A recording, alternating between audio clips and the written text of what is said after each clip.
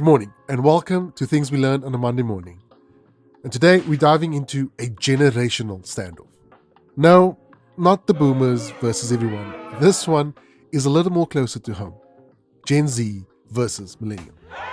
That mildly awkward sibling rivalry that's been brewing on TikTok or X, formerly known as Twitter, and every workplace Slack channel. Now, full disclosure, I am a millennial.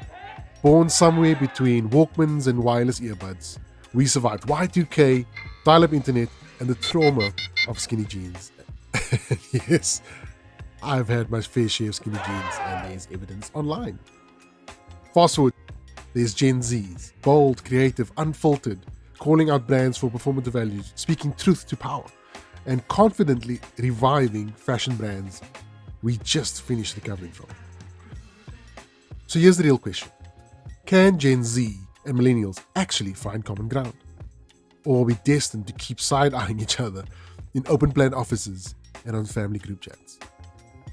So, grab your coffee, or your Stanley Cup, or your oat milk iced latte, because today's episode, we're unpacking what divides these two generations, and more importantly, how they can actually connect. Beyond the memes, shared trauma, and mutual disdain for phone calls. Let's go. So, let's dive into the first point. Stereotypes are funny until they're not. Now, this is a very quite a fascinating or interesting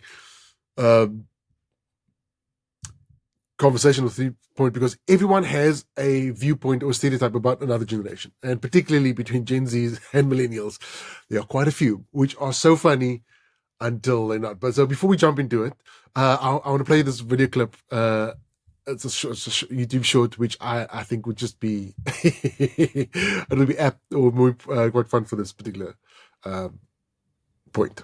So check this out. Will Smith is canceled. Don't go. Stay getting jiggy with it. No. Bruh, Will Smith is canceled. Don't go. Stay woke. Talk to the hand. What's happening? It's a slang off. You're high key salty. Because I'm all that in a bag of chips. You're cringing. You're bugging, Cap. Not. Oh, they're in it now. Take several seats. Take a chill pill. You're so extra. Oh, Thank you. what happened? Millennials embrace their extraness. They're proud of it. What a misplay. You're proud of that? I'm weak. Facts. Oh my God, he used his own against him. Oh, snap, right? And he's playing to the crowd. I'm buff. Man, you're whack. So I'm a bounce. Bet? Word. Oh, down goes Frazier. Booyah! What a couple of squares. so yeah, so you see talking about a couple of squares, wow, where language was used, and funny enough, they're all saying a similar thing or saying the same thing towards each other, but just used differently. And it's a fascinating point. So some of the stereotypes we can dive into. Millennials are apparently obsessed with Harry Potter, avocado toast, and side parts. For those that have side parts, particularly the line down here. I don't have much hair anymore, so no, it doesn't count to me. But I had my fair share as well. Whereas Gen Zs, on the other hand, they've cancelled skinny jeans. Love being real, and allegedly can't make a phone call without spiraling into a panic attack. Similarly, phone calls, I think for all millennials, in many cases, we're dreading this call, picking up a phone call and answering it, because we get spammed with, or inundated with so much connection and connection to our phone, that it just becomes overwhelming. And so, yes, I think we may share that. But the truth is, both groups have experienced their fair share of formative experiences, which shaped their worldview and shaped how we approach life. So millennials, like I mentioned earlier, grew up in a time during the rise of the internet, MSN, MySpace. I remember back in our day when we had internet back at home, my goodness, it was slow. I think it was a 2 megabyte line, I think it was, and it was just so slow and loading so slow that sort of when you typed in the code, and when the internet, the web pages took so long to load, internet took so long to set up, emails took so long to send, it was just absolutely frustrating. But that's what we grew up in, with MySpace and webmail and Hotmail, all this type of stuff. And whereas Gen Zers, they grew up in the area of smartphone and technology, climate anxiety, and many other challenges. So the world has become more real and in your face versus we had a bit of distance. So it makes sense why we are responding the way we are responding. But here's where it gets a bit interesting. While one generation was learning how to build Facebook photo collages or photo albums, the other was learning how to go viral with 7-second TikTok videos. And these digital influences matter. They shape how each generation communicates, trusts, and processes information. Yeah, I think the pressure nowadays to produce content or to be viral, to be relevant, to cut through the noise, to be significant in that space the pressure is intense. The pressure of dealing with significance and being understood and heard in this generation, particularly Gen Zers and beyond that, is of high importance. So it requires of us to be a bit more aware and a bit more sensitive rather than just being, I guess, dismissive. But yes, stereotypes are funny until they're not. And I'll enjoy my avocados, by the way. Number 2, different languages, same frustrations. Now I'm going to play this a clip I want to, which is from Business Insider, which speaks about the Gen Z stare. Now this is a position of the face that has sparked a lot of controversy. It wasn't controversy, but a lot of questions, a lot of conversation and misunderstanding. And I think this video will provide a bit more context to those that don't understand the Gen Z stare. So have a listen. The Gen Z stare is when a young person is asked a question, often in a customer service situation, and just gives like a blank stare back. So I'm a millennial, but Amanda's Gen Z. Amanda, do you think this is even real? I didn't think so at first, but some of the other Gen Zers who spoke to Business Insider said that they either had experienced it or that their parents told them they were doing it. Some people chalk it up to just generational differences, or that Gen Z just isn't as into small talk or hasn't had as much time to develop social skills. And I think there's definitely some truth to that. I mean, we're the generation who spent a large part of college or high school doing online classes, and we've also had social media basically our entire lives. Plus, we are also super underemployed right now. So that surly barista who's making your coffee might have an engineering degree. So I feel like you can't blame her for not wanting to be working in a coffee shop job right out of college. So you think there's some millennial projection going on here, right? Let me just say it was not that long ago that millennials were supposedly ruining the economy with their sensitivities and their avocado toast spending habits. Or Gen X when they were being slackers. The circle of life continues. Right, like every generation loves to make fun of the generation that's right behind them. But there's another element here, which is that all the examples we've seen are of people in customer service situations. So maybe the Gen Z stare is just us processing your stupid questions. So if you're getting the Gen Z stare, maybe you're just a bad customer. But one thing we both can agree on? Gen Alpha's cooked. Skibbity. So yes, there you go. Shame Gen Alpha's cooked. Shame. That's bad. But brilliant video and brilliant from the Business Insider. And yes, there are contexts to take note of. Yes, there is a Western American context which may differ slightly from the African context, but I think it is some things can translate over cultures and over contexts. So in other words, we have a highly skilled group of people that is underemployed. We have a group of people that is engaged in technology and life in a completely different way than from the generation before them. And so dealing with different sets of pressures, different sets of outcomes, and different sets of engagements than what any of the previous generations have gone to, similarly down the line the other way. And what was so fascinating, which I found interesting about this video, is maybe people are just processing, maybe the Gen Z are just processing what your request is. And yes, it is definitely in the context of the service delivery space, where it's either coffee baristas or clothing shops, where these Gen Zers who are on the counter serving the people, so it's in a particular high pressured context. I imagine, and this I've experienced the Gen Z stare, dealing with Gen Zers when you're engaging in conversation and they're staring at you and you're thinking that they're not understanding or they're pushing back in some ways, but they're actually just processing. And when you ask processing questions and you actually get the response, but sometimes the stare doesn't have to be a sign of offense.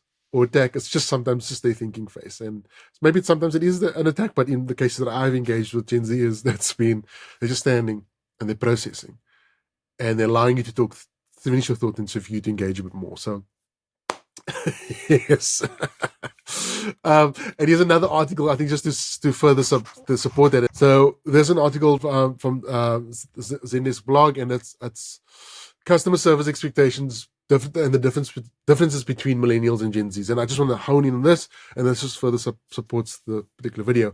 Millennials expect an immediate customer service response. You give it to me now. Gen Zers prefer self-service options, self-checking out. I also prefer that. I guess you deal with less people, but it's just you get things done and you move through. Millennials will spend more after a personalized experience. Yes, we do that. And then Gen Zers believe personalized experiences are not exclusive to premium brands, which is fair. Like they expect personalized experience across the board. It doesn't have to be specialized for different people. Whereas I guess millennials get duped into paying more by just getting a little bit extra, a bit more friendliness. Then millennials are more likely to switch to a competitor after a bad experience. That is true. If we experience bad service, we just go to the next one. Maybe they give us better service. Whereas Gen Z believe it spends more time researching before making a purchase. So doing a lot of back-end research, and so when they're making an informed decision, and I guess they take into account experiences, reviews, ethical sourcing of the products to that level. So it's quite a in-depth dossier, if you want to call it that, on the particular service provider before they jump in and give their money to them. And then lastly, millennials report high exhaustion levels after customer service interactions, whereas Gen Zers believe are less concerned when it comes to data privacy, which I think maybe that's quite an interesting contrast. But yeah, because I guess with millennials, we're engaging a lot more with people, talking to people, we get tired because it's just high interaction. And so maybe we can tone it down a little bit. But whereas Gen Zers, I don't think they're less concerned when it comes to data privacy. I think we're all concerned with our data and our privacy, particularly in this invasive age. So I don't know where that necessarily lies, but I think having done the research on the people that they're engaging with, that they're going to spend their money on, I think that's probably in the space, in their research, that they probably do protect their privacy. Yeah, so they're more trusting because they've done the legwork. So I think that's fantastic. And so here's the connection. Here's the kicker. Both generations want the same things. We want the same things: to be heard and to have meaningful work. And you find that the drive for why in your workplace and in your life is a big thing right now. Finding out your why and being heard in a space where, like I mentioned, there's so much noise, so much content, so much outcry in social media spaces, in life in general, that it's difficult to have your voice heard, and whether by people that's important to you or just in the general public. But we all want to be heard, and we all want to make a meaningful contribution to life. But the way in which we express those desires or our desires looks completely different. So millennials are often seen as idealistic. We're seen as idealistic, working with systems. I love systems. Yay. Put things in order, put things in place so we can follow a structured space, but working outside is also great. Whereas Gen Z they are skeptical, or system skeptical, as I mentioned. They are more likely to question capitalism, challenge hierarchies, and call you out publicly. Yes. Especially if the brand isn't walking the talk. In other words, isn't holding to the values and the service delivery that they profess to do so. So I guess Gen Z is with the protection of social media and technology. They're able to be more vocal in calling out certain brands and calling out people that are not being integrous. Whereas I guess with the millennials being more face-to-face, we used to face-to-face. I guess it's a little bit more difficult to call people out face-to-face because it might end up being in a fight. But we enjoy systems, and that's why we work on the back end to improve our systems to be more productive, to be more integrous, to be more, be more fruitful in our systems. But we all want the same thing. But where it starts with listening, without defensiveness, without being defensive. I want to understand why you're saying what you're saying, And so you understand why I'm saying what I'm saying. So Gen Z doesn't need to be at war. They just they don't need to, and also Gen Zs don't need to be. They don't need to hear because we worked an 80-hour day or 80-hour week. And we didn't complain. So why are you complaining about horrible working environments? We worked long hours. And millennials also don't need to be told, okay, boomer, just because he used to laughing at emojis instead of the skull emoji. But we don't need to be categorized as the older people who, you don't understand what you're saying because you're old. We're in a new world now. And similarly, we do not also have to do to Gen Zers that you don't understand from the experience. We can draw from each other's experiences, which is important. The Gen Zs there in particular. Number 3, where do the generations connect? And there is good news. They are not as divided as the internet makes them out to be. We have shared pains and shared frustrations, and like mental health advocacy is one of them, work-life balance, and climate action. These are 3 important key things where we come together and say, no, we need to address these challenges. We need to look at these practices because they are out of sorts. In fact, many Gen Zs and millennial creators, activists, and entrepreneurs are already collaborating using each other's strengths. So like the mentorship aspect of millennials, the systems thinking of millennials versus the freshness, the creativity, the boldness that's in the Gen Zers, and the innovation in those space with technology is all, and the BS detector, if you want to put it that way. Total BS. All of these are combined and honed to provide advocacy, to navigate or to address and challenge these particular spaces, these particular topics, which is meaningful to us. So imagine this power combo come together. It will just be fantastic. So a power combo, not a power struggle. That way. So, and the last point. This is the last point we're covering in. Lessons we can take into the Monday. So how do we bring this all together? How do we collate our thoughts together, having a little bird's eye view or a small look into the challenges of these 2 generations? Or how can we look at this beyond Gen Zs and millennials? How can we relate to the other generations? And there's 3 things I want to draw from this interaction. Number 1, beats critique. Let's begin to ask questions of why and understanding and contextualizing over you doing it wrong, because there may be something in them, their wrongdoing, that's actually perfect to shift and change and to improve the current way of doing things. Ask your why. Why do you communicate in this particular way? Why is your face the way it is in your texting Gen Z face? Instead of assuming how they think, asking why is important. Curiosity always beats critique. And number 2, humor heals. Like the first video played, that sort of the slang battle. I think it's being able to laugh at each other laugh with each other, not necessarily at each other.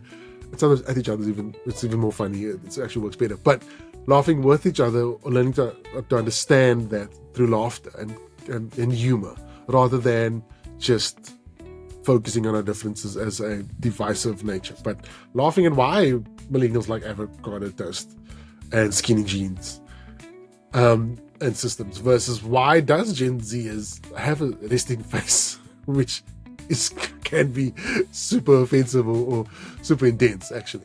But humor heals. Learn to laugh. Let's not take each other too seriously.